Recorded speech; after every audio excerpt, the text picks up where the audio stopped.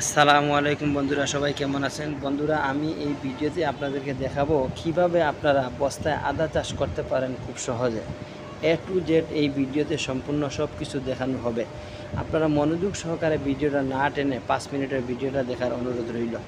আপনারা দেখুন, প্রথমত আপনার আদা চাষ করতে হলে মাটিটা মিক্স করতে হবে। আমি মাটি কিভাবে মিক্স করি? প্রথমত আমি 60% মাটি নিছি, 10% গোবর নিছি, 20% বালু দিছি, ইউরিয়া সার দিয়ে দিয়েছি এখানে 250 গ্রাম এবং পটাশ সার দিয়ে দিয়েছি 200 গ্রাম। আমার মাটিও অনুপাতে আমি সার দিছি। আপনাদের যদি মাটি কম বেশি হয় তাহলে সার কম বেশি করে এরকম কমায় দিবেন। আমি এখানে 4 বস্তার মধ্যে মাটি নিয়েছি এবং একটা জিও ব্যাগে মাটি নিয়েছি, মানে 5 বস্তার পরিমাণে মাটি মিক্স করছি। এই পরিমাণে সার দিয়ে দিয়েছি। আপনারা যদি ওই রকম মাটি বেশি মিক্স করেন বেশি সার দিবেন, মাটি কম মিক্স করলে কমিয়ে দিবেন। আমি যেভাবে চাষ করি, অন্যান্যরা অনেকভাবে চাষ করতে পারে, কিন্তু আমি যেভাবে চাষ করছি এইভাবেই মাটি, গোবর আর বালু এই তিনটে দিয়ে মিক্স করছি। পেলে দোআঁশ মাটি দিছি, জোরজোড়া মাটিটা ভালো মাটি দেওয়ার পরে মাটিগুলা বস্তায় উড়াইয়া আমি কিছুদিন মাটিগুলা রাইখা দিছি, না হইলে মাটিগুলা পচবে না। ভালো করে বস্তার মাটিগুলা পচাইয়া তারপরে দেখেন বীজ নিয়েছি। এই বীজগুলা আমি বাজার দিয়ে কিনে নিয়ে আসছি, আলাদাভাবে কোনো বীজ তৈরি আমি করি নাই। আপনারা এইভাবে আলাদাভাবে বীজ তৈরিও করতে পারেন, আবার বাজার থেকে কিনেও আনতে পারেন।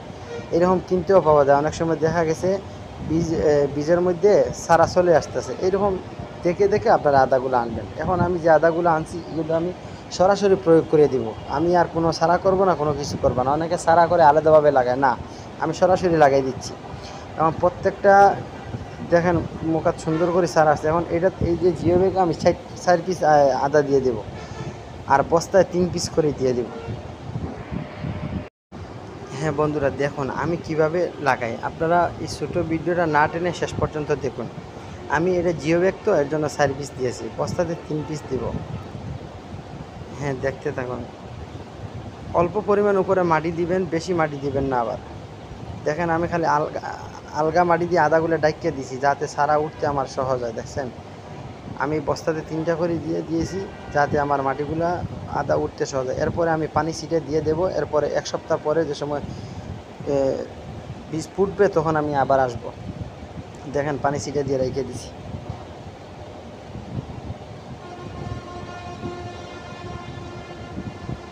হ্যাঁ বন্ধুরা, 7 দিন পরে ফিরে আসছি। দেখুন আমার কিন্তু এখন প্রত্যেকটা বীজের মাথাতেই কিন্তু সারা ফুটে গেছে। আপনারা এরকম দেখবেন প্রত্যেকটার থেকে কি সারা ফুটছে কিনা। যেইটা যদি নষ্ট হয়ে যায় ওই জায়গায় আবার একটা আদা লাগাই দিবেন। দেখুন আমি প্রত্যেকটাতে আমার কিন্তু বীজ চলে আসছে, দেখছেন। এরপরে আমি আবার আপনাদের সামনে 37 দিন পরে আসব, যে সময় আমার আদাগুলা মোটামুটি বড় হয়ে যাবে সারাগুলা, তখন আমি আবার ফিরে আসব। আসার পরে দেখাবো আমি কি ওইটা প্রয়োগ করছি আদার মধ্যে। হ্যাঁ বন্ধুরা, 37 দিন পরে ফিরে আসলাম। দেখুন আমার প্রত্যেকটা বস্তায় কিন্তু আদার গাছ সুন্দর করে হয়ে গেছে। এর মাঝখানে আমি ওই যে মিক্সার করা মাটি যেটি আছে না, এটি কিছু মাটি দিয়ে দিয়েছি গুঁড়ার মধ্যে, যাতে আদাগুলা ডাইকে দেখা না যায়। দেখেন প্রত্যেকটার মধ্যে এইরকম দিয়ে দিয়েছি। দেওয়ার পরে আপনারা যে সময় আদার বয়স 3 মাস হয়ে যাবে, এখন তো আদার বয়স 37 দিন, যে সময় 2.5 মাস বা 3 মাস হবে, তখন আপনারা একটু ইউরিয়া সার আর একটু পটাশ সার দিয়ে দেবেন। আর পচা সরিষার খোল দিবেন মাঝে মধ্যে। যে সময় আপনারা বাগানও পচা সরিষার খোল দেন না, এরকম পচা সরিষার খোল দিবেন।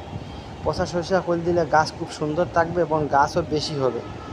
এর জন্য পচা সরিষার খোল ইউজ করবেন। আর পটাশ আর ইউরিয়া, অন্য কোনো সার প্রয়োগ করার কোনো প্রয়োজন নেই। অনেকে অনেক ধরনের সার ইউজ করতে পারে, আমি কিন্তু ওই সার ইউজ করি না। আমি পটাশ সার আর ইউরিয়া সার ইউজ করেছি। দেখছেন আমার গাছগুলো কি সুন্দর হয়েছে। আমি এখন পরিপূর্ণ আদা হওয়ার পরে গাছটা আবার ফিরবো আপনাদের সামনে। আপনারা মাঝে মধ্যে বস্তার গুঁড়াটা এরকম হালকা একটু কিছু দিয়ে কুচানি দিয়ে নরম করবেন, করার পরে একটু মাটি দিয়ে ঢেকে দিবেন।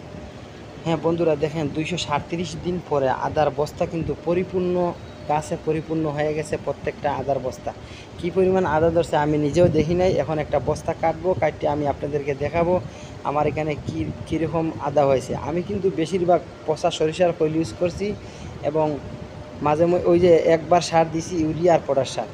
এখন একটা বস্তা কাটি, দেখেন আমার এখানে কিভাবে হয়েছে। দেখুন আমার এখানে মাশাআল্লাহ আদা পরিপূর্ণ হয়ে গেছে। খুব সুন্দর আদা হয়েছে। আপনাদের এইরকম চাষ করলে আদা পাবেন 100%, কোনো সমস্যা নাই। আর আদার যে রোগ হইতে পারে, মাঝে মধ্যে আপনারা ছাদে যে কীটনাশক মারেন না, ওই কীটনাশক যে সময় ছাদে দিবেন একটু এদিকে দিয়ে দিবেন আদার মধ্যে।